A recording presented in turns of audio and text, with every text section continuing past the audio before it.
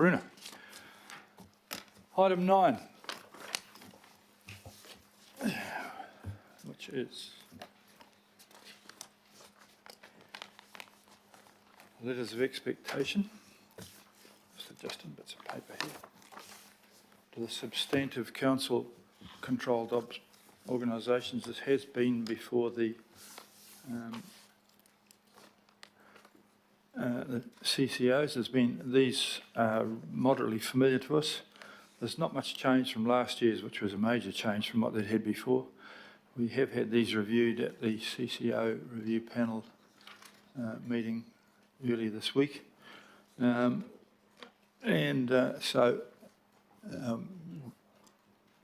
there he is, ready to address us. Thank you very much for that. Morena koutou, everyone.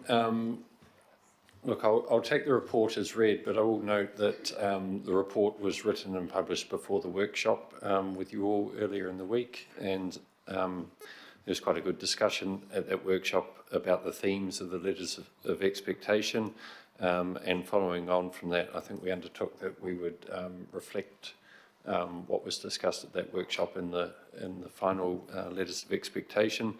So just going through the sort of high-level summary of that feedback that we received earlier was that in the common expectations of all CCOs that we address the feedback from you about how benefits and costs should be quantified, noting a Transport and Infrastructure Committee workshop is being set up to discuss exactly the sort of methodology around those business cases and what quantifies as a benefit.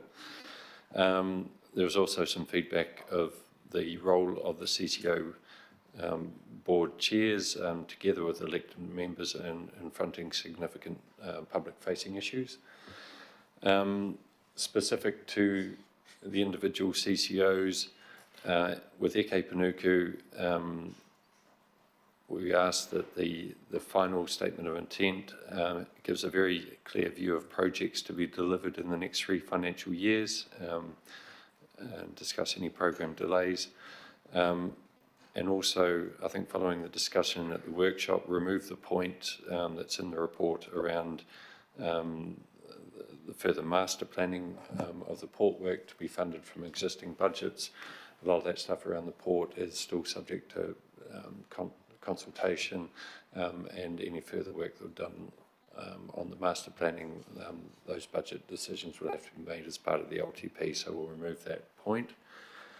In regards to Tātaki Auckland Unlimited, clarifying that the funding from the proceeds of sale of the Auckland Film Studio will be net of the Crown Infrastructure Partners contribution. There was also a suggestion that that some of the council's art collection could also be exhibited or leased around the country, and that could be a potential revenue opportunity. In regards to water care, there was a clear direction from the workshop that water care should progress their work on local growth charges, and we should set an expectation that 100% of the growth costs are recovered by water care, and if not, water care is requested to explain why that's not possible. There was also a suggestion to refine the wording around rejecting or submitting in opposition to private plan changes as part of a group position, particularly where these do not conform to the future development strategy, and that's also been carried through to the expectation of Auckland Transport. And in regards to Auckland Transport, there was some amendments or nuance around the wording around the net zero carbon emissions by 2050 in terms of targets, but also the pathways to get there, and also rewording the section of Auckland Light Rail and Waitemata Harbour Crossing initiatives to better reflect the resolutions of the Transport and Infrastructure Committee last week. So that was the feedback that was discussed at the workshop, and assuming that today as a governing body you agree to that, we will incorporate that into the actual draft letters of expectation, which will be signed out by, well, the recommendation is that the Mayor and Deputy Mayor be delegated authority to actually sign those letters and send them to the CCOs prior to Christmas. That was longer than I intended to speak, but happy to take any questions. Councillor Walker, who was the one who very vehemently, and I support him strongly, wanted to make sure that the letter to Watercare did include the fact that they make an effort to recover all of the cost growth charges. Here. You've got a question, but I think it was a good point, well raised. Thank you. And that principle should apply across all the CCOs wherever it's applicable, because some of them, as much as they might deliver on something on a regional basis, are also delivering on a local basis. So there were some other things that I can recollect came up at the workshop. One of them that went to emissions, and I think it was Councillor Darby that spoke to it, so did I, was just around the pathway. And we have had a target of reducing emissions by 50% by 2030. That seems to be disappearing these days. I'm not sure why. I mean, it may or may not be attainable, but nevertheless, it has been a target. So if there's some change, it really should be in there. The other general principle that I'm sure I raised was around no surprises across all of the CCOs. It's only mentioned in one of them in here, that's Watercare. So I'm assuming that should be a general principle. The other general principle that I'm sure Councillor Williamson will support is around access to financial data. And in particular, Auckland Unlimited, because we continue to not have separated financial data around the stadiums, the Aotea Centre, a number of large assets. And in my instance, I'll be pursuing the nuclear option then in terms of the Ombudsman, the auditor and the like, if I can't achieve that, because as a councillor and other councillors, we have matters such as the long-term plan that are under consideration and changes proposed to various stadiums, and we don't even know how they're doing or not. And I don't think there is any cause, almost whatever, for any commercial sensitivity. If there is, can we have a paper on that? Because I'd like to know in some exactitude as to what it is. The other matter just under Auckland Unlimited, there were a number of us that were in a workshop yesterday as it goes to art, social, you know, the matters to do with the museum and so on. And those councillors that were there and the officers would know that there is an alternative proposition that's being put up that could be more efficient, more effective, certainly more cost effective, much more direct, less bureaucracy, that might involve that sector taking more interest. That really should be reflected at least as an option, as compared to the present option that may have difficulties.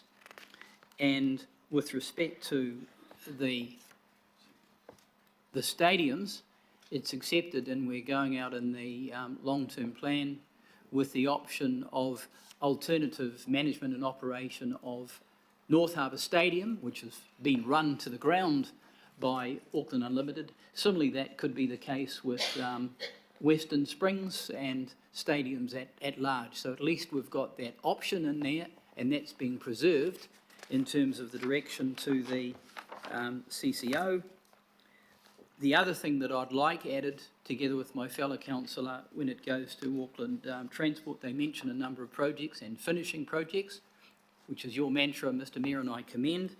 Can we add the extensions to the Northern Busway, and in particular, the necessity to build the Rosedale station, which is derelict right now. I won't go into why. That should be there. And one other matter that I raised that just goes to financing, and particularly as it goes to Auckland Transport, is just around the possibility of leasing as an option against a background where the capital cost of buying new electric ferries and so on may be prohibitively expensive. There may be other mechanisms that are more cost effective for us that enable us to deliver on things. And I think that's a general message that we're giving to the CCOs around alternative ways of doing things. So they're my comments, Mr Chair, if they could be added, and I do note that I raised a number of these things, if not all of them, earlier. Thank you. Okay, I think that there wasn't actually a question there, but there was a lot of comments, and I think those were raised before at the CCO meeting, and so we'll just ask them. Quite a lot of those things are actually covered off also in the LTP consultation as well. So the instructions to the CCOs are things which we can instruct them to do. But would you like to answer Your Worship, that, respond to those things? Yeah, I can just deal with those in turn. In terms of the 50% by 2050, so you'll see in your report, we instruct the CCOs to continue to be guided by Tuaraki Atawhiri, a climate plan, and incorporating those climate change consideration into their, including whole of life greenhouse gas emissions and resilience into their work programs and decisions. So obviously our climate plan is operative and remains operative unless there is a decision of this committee or this governing body to rescind it. No surprises, that's also in here in terms of compliance with the Statement of Expectations, which we make a common expectation for all CCOs, and we do call out there specifically, including matters such as the no surprises principle, and we re-emphasise it for water care. In regard to the museum and the work tātaki around the work of the political working group, that is in there for tātaki, and asking them to continue to work with that process that's being led by the Deputy Mayor through the political working group that she's chairing. The stadiums piece, yeah, you'll see that also paragraph 18 reflects exactly the options that are under consultation through the draft LTP, including the change to the operational management structure of North Harbour Stadium. And then in terms of AT finishing projects, we also have listed there under paragraph 15 to continue to work progress the integrated transport plan, which includes things like the Northern Busway and other projects. So I think the points that you've reflected there have been captured.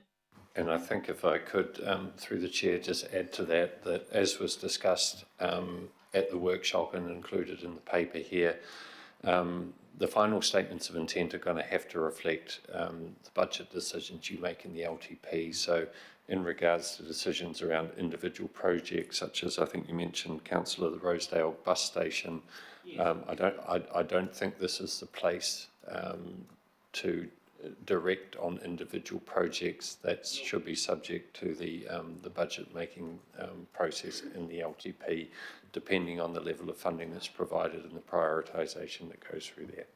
Thanks. Okay, that's very good answers. Deputy Mayor Simpson, please. Thanks, Your Worship, and thank you very much. I'm just looking at tātakis under the third bullet point in number 18. Can you confirm that that's actually possible?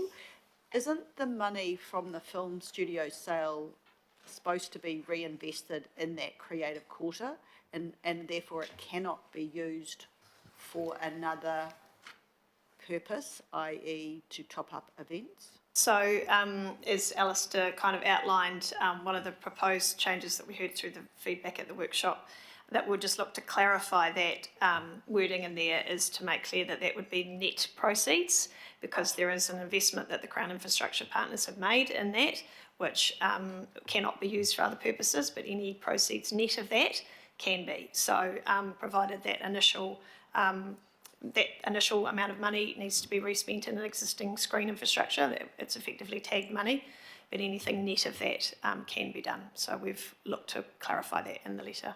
Thank you. Let's hope there is something net of that. Councillor Dalton. Thank you. Thanks, Alistair. And thank you for taking on board that the existing budgets aren't available for the master planning for the Portland. And I think the whole point there needs to be tightened up, and I wonder if there's an opportunity to see it before it goes out. So master planning of released Portland is a bit vague, because we do have numbers of Portland that has been released, so it could be any Portland, it could be Onehunga. Councillor Bartley would be very happy with that. And just those other bits, it seems a bit messy, a bit, can we tighten it up? I think we can certainly clarify that I think we're talking about city centre Portland there as opposed to only Hunga, and yeah, we'll try and tighten that up, noting that, you know, port issues are subject to consultation through the LTP. Correct, and the other point I'd make about that the master planning will deliver the plan, and that perhaps preempting only a waterfront pool is you know, it's I think designed to be a much bigger thing than just a waterfront pool, inclusive of a waterfront pool. But I think how it's written, it looks a little bit like we're getting a swimming pool out the front. Thank you. I'm happy to do that. We'll take that into the alterations that we before we sign. But we are endeavouring to get everybody's input and not. So thank you very much for that. Very clear. Councillor Ferry, please. Thanks. I've got two questions. One is sort of a process question. So at the moment, the resolutions say approve the proposed content for inclusion. And then later on it says, as set out in this report and with any amendments requested by the governing body. So are we taking that this conversation, the conversation we had at the workshop, constitutes amendments requested by the governing body, or do we need to actually spell them out in this resolution? Because I think we've come quite a long way in the discussion on Tuesday and again today from the content in the report. So I'm just, I guess, wanting some reassurance of how that stuff is going to be captured in the letters of expectation. Our intention, rather than itemising all these pieces of feedback in the resolution, was that I tried to summarise it in my introduction, but we have endeavoured to capture all that feedback and incorporate those in the actual draft letters. So from our perspective, that resolution up there encapsulates the discussion we had on Tuesday and today. If you want to formalise that more, I'm not quite sure how we do that in a practical sense, but hopefully you can trust us to. Why don't we just send it out when we've made the amendments to?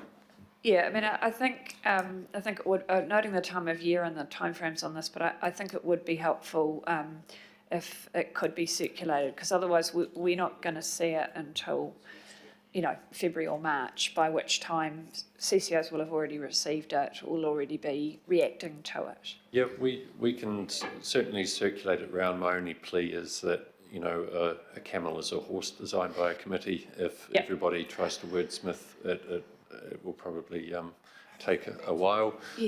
So if we could just capture high-level feedback before we finally sign them out, I'm sure we can try to do that. But am very conscious of the time of the year and before people disappear on holiday, so we'll need to do that at pace.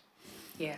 Alistair, I'm quite happy we just flick around to the councillors the final drafts just before they go out for any quick responses. I don't want to. I know that one or two have want to add complications, but bearing in mind last year was a major change to what we'd had before. This is just tuning the edges.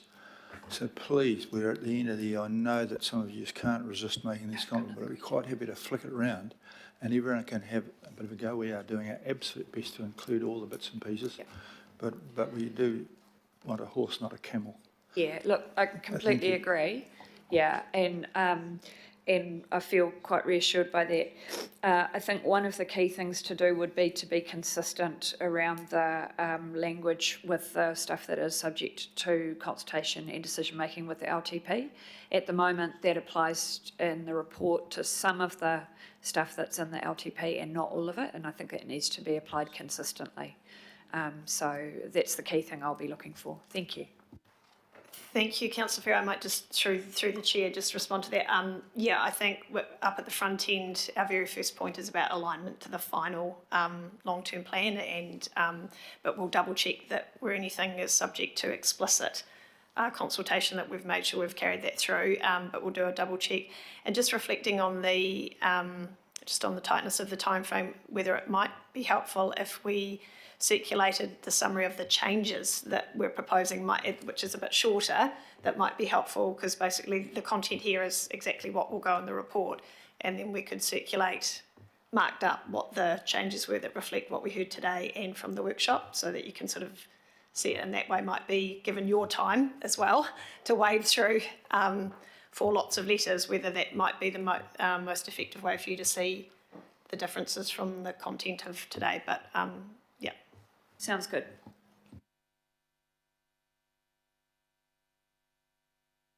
Councillor Turner, please. Thank you. Just on the back of Councillor Walker, the not being able to achieve the carbon reductions, and he made the comment slipping, and we may or may not be able to. I apologise not being at the workshop. I was at the Water Care Board meeting. I'd like to, if we could, at some stage fit in where we actually ask our CCOs to quantify the practical reasons of non-achievement. That you know, when I see all the capital expenditure and the big projects they have, I wonder how you can meet those target targets. So I would just try to get a matrix so we can make better decision making here. So not just asking them, have you met them, but if you haven't met them, to quantify the practical reasons why they haven't been able to meet them. Just, it may not, can it go in now, or do we have to wait a year? That's the question. Yeah, I think, can we have a chat offline after this, just exactly what you're intending there? We'll think about that.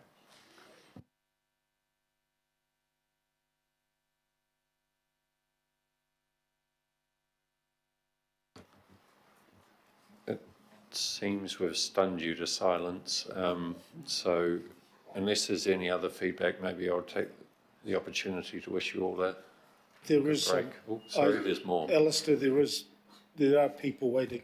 I'm just waiting for the, yeah, You're next, Elf. yeah, thank you. Sorry. I know you still wish all of us a Merry Christmas after I ask my questions, Alistair. So tēnā kōrua.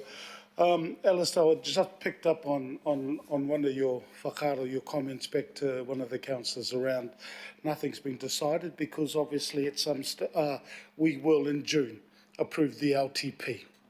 So my pātai is this, based on what you've said. We haven't, and I just want to acknowledge all the liaison councillors. Just want to acknowledge them in regards to the CCO and the work they do there. In particular, I just want to acknowledge Councillor Dalton. And the reason I say that for the leadership is because if it hadn't been, and I picked it up around the third bullet point for eke pānuku. So I'm a wee bit surprised that there is going to be, eke pānuku is going to allocate $5 million from the Do Differently fund for something that we haven't as yet agreed on through the LTP. My reason for my concern is I wonder how many local board areas are going to miss out on the $5 million fund in the Do Differently fund. So, Alistair, have you, I just don't know why there's, based on what you've said, why there's $5 million allocated for something we haven't even approved yet and will do in June of 24. Yeah, I think just really need to clarify and emphasise that that bullet point, following the feedback at the workshop, won't be included in the letter of expectation. So that'll be subject to decision making in the LTP, that if that master planning work is to be done, where the funding for that will come from. So you can ignore that bullet point in the report. Okay, so supplementary, Chair, so there's no money allocated from the Do Differently fund, and this will be removed or reference to it? At this stage, that's my understanding, and I think that's subject to the final decision making in the LTP. Hilda, thank you. Ka pai. Councillor Darby and then Councillor Lee. No, I have a hunch that you might have picked up what I was suggesting on the B. Does that not come through? I'll go to Lee and come back here. Yeah. Councillor Lee, please. Yes, there's obviously two aspects to this, and the letters of expectations are very much a political device, and I don't want to comment on that. Just a general question in relationship to, in the first instance, to Panuku. And that is, there are two aspects to its role, as pointed out. There's urban regeneration, and then there's property management. And under the property management, there is an imperative to, as gone back for some years now, to sell property. I'm just concerned that in terms of urban regeneration, which is obviously very important, is the council satisfied that Panuku is not conflating its property management, which tends to be property sales, with this urban regeneration requirement? Is the council satisfied that Panuku is equipped with people who understand the science of urban regeneration, the sociological and economic impacts, and the desired ideal outcome? I don't think I can speak as council. That's really a question for you as a governing body. Are you satisfied? But I think there was some work presented to, I think it was the CCO Direction and Oversight Committee earlier in the year with a review of Eke Panuku's transform location projects and how they were tracking. And there seemed to be general satisfaction that that program was on track at that stage. So I think from that perspective, yes. I think the other comment I would add is that the property management side of Eke Panuku's business is sort of quite separate from the urban regeneration side of it. So I don't think in their minds they're conflating it. They see that as sort of two separate halves of their business. I'm not sure if that answers your question. The look on your face would suggest perhaps not. It appears that council staff are satisfied, but you make reference to the governing body, or at least one member is not satisfied with that. But the second statement really is a comment, and it relates to Tātaki Auckland Unlimited, so-called, and that is, we've heard a lot about North Harbour Stadium and the controversy around that. There is also likely to be controversy around Western Springs, because I'm getting, which is in my electorate, I'm getting complaints from the Ponsonby Rugby Club that Tātaki Auckland Unlimited is putting a lot of pressure on Ponsonby Rugby Club, which is the biggest and one of the oldest rugby clubs in the country, to push them out of Western Springs Stadium. And I think that is really, really unsatisfactory and is likely to blow back onto the council and further harm the council's rather fragile image, council and CCO's rather fragile public image and relationship with the people of Auckland. So I make that as a comment through you, Mr Mayor. Thank you. Well, thank you for that, Councillor. I'm rather in agreement with you on that one. I discovered yesterday that they were saying that I had actually asked to get everybody out of Western Springs, but that's not the case at all. I just said stop wasting money. And I have a long history with Ponsonby. My father played for Ponsonby. He was very disappointed that I played for Te Papa, but that's what happens. Again, I think it's a pressure, this kind of dualism, that these CCOs are meant to carry out services, but they're also meant to generate revenue. And I think, again, that's rather like Panuku, there's a contradiction there that I don't think we've satisfactorily resolved. Thank you. Yeah, well, that'll be, I'll take that into account when we do the final wording on that little bit there, but thank you for that input. I've got Councillor Hills. Oh, no, I haven't. He's just left the room. He's put his hand up. Sorry,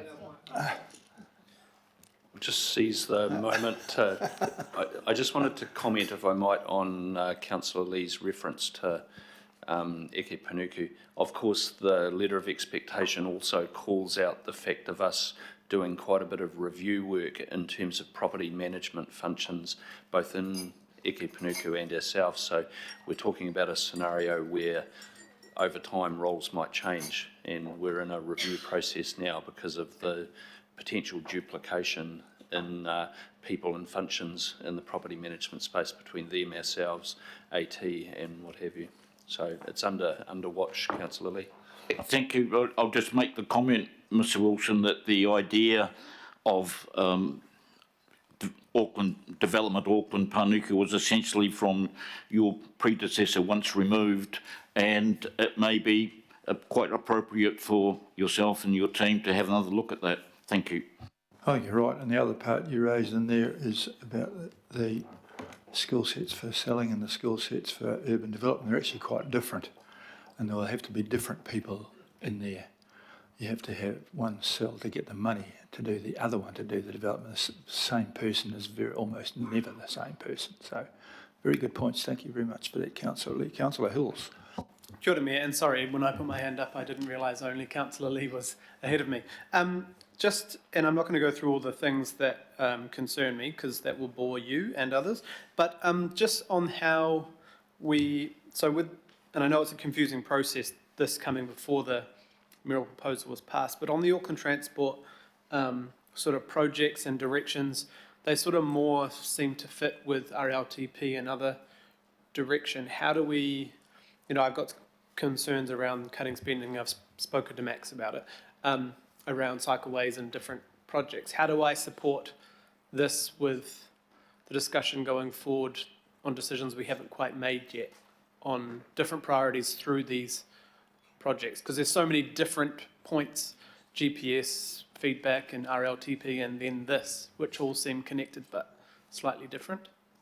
Well, contemporaneously with them receiving these letters, which we have to get out shortly, and I think we're also going through an LTP consultation, and which will have an impact on the ability of the CCOs to send back a statement of incorporate intent, which meets with the requirements of the letter that we've sent out and whatever comes out of the LTP consultation. We're actually sending them out to Watercare on the knowledge that, in fact, the government in the meantime are going to actually keep us with Watercare. So there are balls in the air all over the place here, and so the final decisions and everything won't come down until when we agree to accept the statement of corporate intent. Is that correct?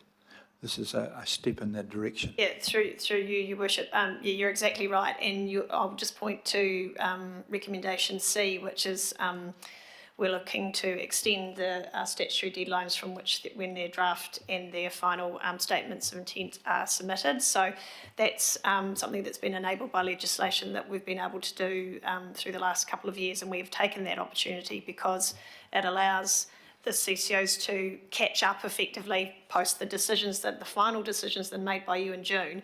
Then they submit their final statements of intent to us at the end of July. So previously it was concurrent, which was always very challenging because for exactly the points you've noted.